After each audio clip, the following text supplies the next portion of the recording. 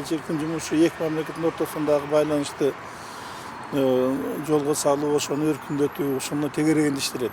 Элчинин жумушу бир да чырга аралашпаш керек. Элчиге тиешелүү чыр жерде элчи болбош керек. Элчи деген ошон үчүн элчи да, так? Элчилик. Андан кийин мен көрүп алып, ошо Аскар Акаевдин адресине мындай оор сөздөр айтылып кетпедиби? Анан жумуртка менен ыргытып атышат.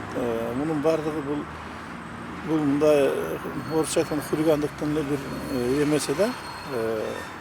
Анан эми ушунун артында эмне турат, ким турат деп мен да биринчи ойлондум эле. Анан кийинчерээк эмелерди карап көрсөм, ушул элчиликтердин кызматкерлери, элчинин аялы, ушунун арасында уюштуруучулар болуп калып атканына карап мен таң калдым да.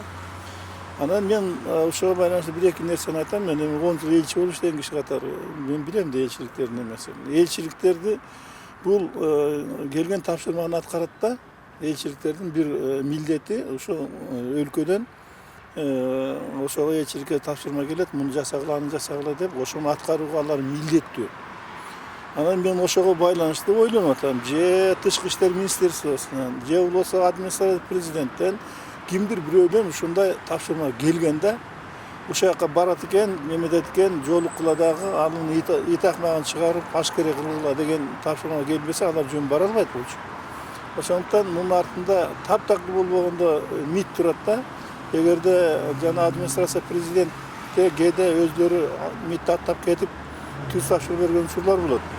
Же болбосо ошол администрация президентте ошо жана эл аралык катташыктар боюнча иштеген службасы, кызматы ошолордун ичинен бирөө эметкен болуш керек да.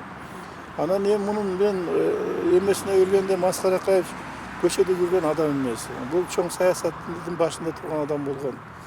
Анан ушу Аскар Акаевдин кимдин ичи күйүшү мүмкүн? Бул Аскар Акаевдин тегерегинде ошондой бир саясатка аралашкан адамдардан келип чыккан бир эме кыймылбы деп калдым. Себеп дегенде өзүңөр билесиңер, Аскар Акаевди башына качык менен ойногон деп көрүнгөн жерде Атамбаев көрүнгөн жерде жамандап жүрөт.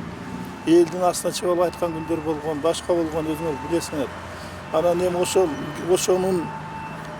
ошол киши Аскар Акаев өзү президент болуп турганда жаманаттылганга аракет кылып жүрдү. Ошонун эле тегерегинде ошол эми Аскар Акаев мен да кеттим, ал да кетти. Анда мен жакшыраак болоюн дегенде ой менен жасап атабы деп ойлоп калдым да. Ошо аяктан болбосо кантип бирөө ошондой ишке барат эле деп.